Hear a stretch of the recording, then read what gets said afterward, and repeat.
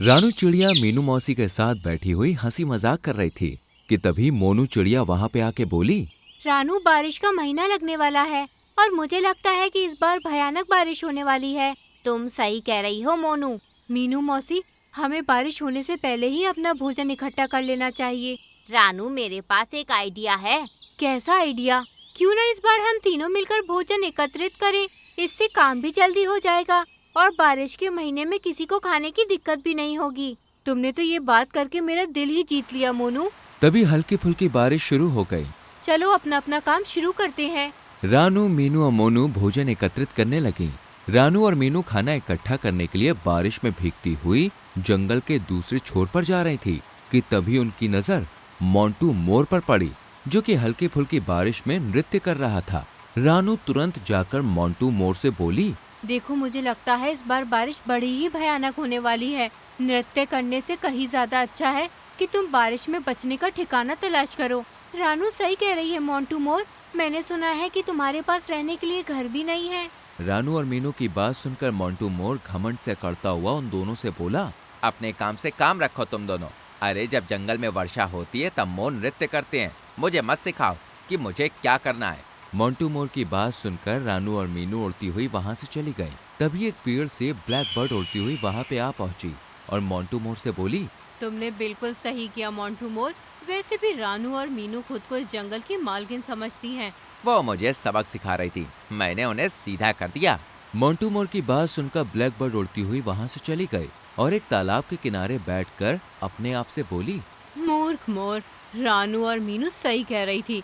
मेरे जंगल के पक्षी भी कितने मूर्ख हैं। तभी ब्लैक बर्ड की नजर तालाब के पास पड़े हुए एक लाल सेब पर पड़ी, जो कि सुनहरे रंग की किरणों से जगमगा रहा था। इतना सुंदर सेब तो मैंने कभी नहीं देखा।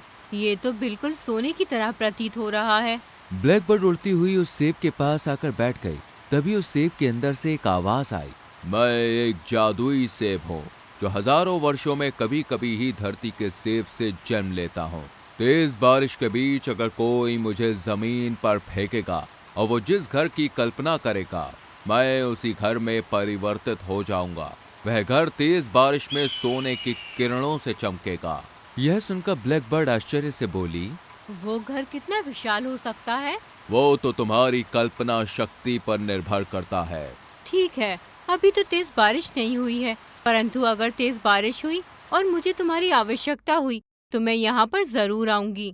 इतना बोलकर ब्लैक बर्ड वहां से चली गई। मगर अगले दिन आसमान काली घटा से घिर गया और दिन में भी अंधेरा होने लगा और भयंकर वर्षा प्रारंभ हो गई। मोंटू मोर, जो एक दिन पहले नृत्य कर रहा था, वो घबराया हुआ डरा सहमा झाड़ियों में बैठा हुआ था कि तभी ब्लैक बर्ड बारिश में भीगती हुई वहां पर आ पहुंची। क्या हुआ मोंटू मोर?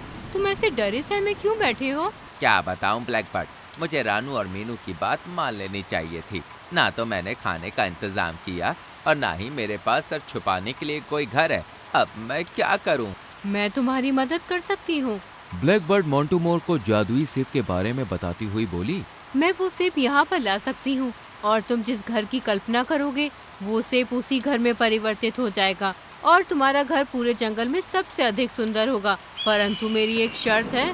कैसी शर्त? उस घर में तुम केवल उसे ही प्रवेश करने दोगे जिसकी इजाजत मैं दूंगी। मुझे मंजूर है। अब भला मैं अपने घर में किसी दूसरे पक्षी को क्यों आने दूंगा? मोंटू मोर की बात सुनकर ब्लैक बर्ड कुटिल मुस्कान लिए हुए वहां से उड़ गई और तालाब के पास से जादुई लाल सेब उठाकर मोंटू मोर के पास लाकर जमीन पर फेंक दिया और बोली। अपने मन में सुंदर और बड़े घर की कल्पना करो। मोंटू मोर अपने मन ही मन में एक बहुत ही विशाल और बड़े और सुंदर आकार के घर की कल्पना करने लगा। अगले ही पल वह सेब वहां से गायब हो गया और एक बड़ा विशाल और सोने का घर मोंटू मोर और ब्लैक बर्ड को दिखाई देने लगा। मोंटू मोर और ब्लैक बर्ड खुश होते हुए उस सोने के घर के अंदर घुस गए। घर के अंदर जाकर मोंटू ब्लैक बर्ड से बोला। हमारे पास जंगल में सबसे सुंदर घर है और वो भी सोने का। मगर बारिश देखकर लगता है कि ये बारिश अब हफ्तों रुकने वाली नहीं है। खाने का इंतजाम कैसे करेंगे? बारिश बहुत तेज है मोंटू। इस तेज बारिश में ना जाने कितने पक्षियों के घर भी टूटेंगे।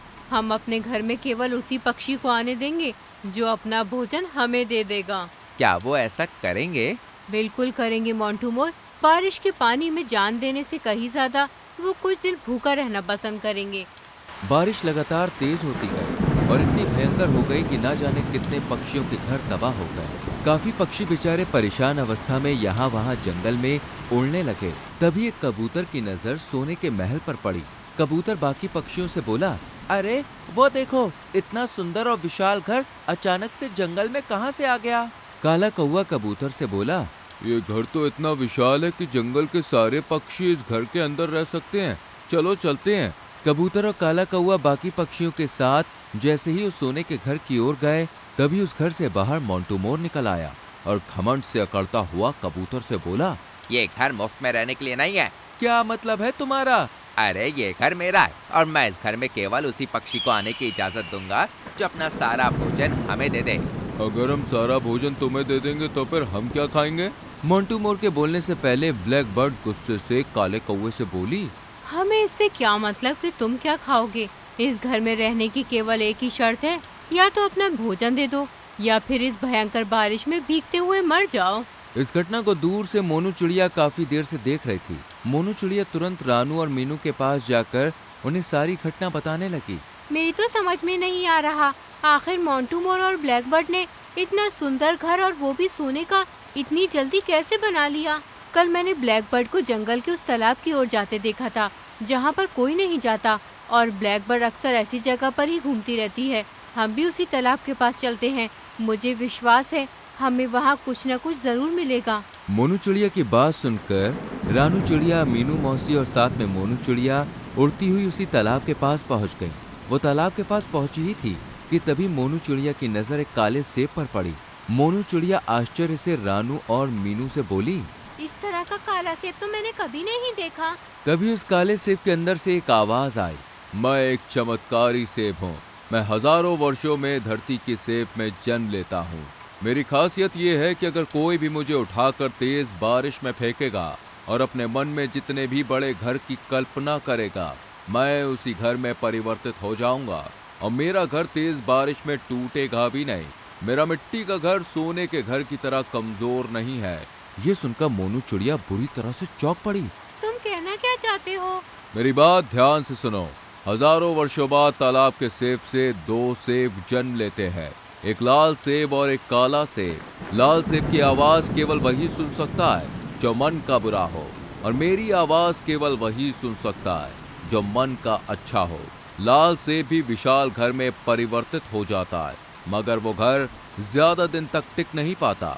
बहुत ज्यादा तेज बारिश में वो टूट जाता है, मगर मेरा बना हुआ मिट्टी का घर तेज बारिश में भी नहीं टूटता। ये सुनकर मोनू चिड़िया, रानू और मीनू खुश हो गईं। मोनू ने तुरंत उस सेब को अपनी चोंच से उठा लिया और रानू और मीनू के साथ उड़ती हुई जंगल में पहुंच गईं।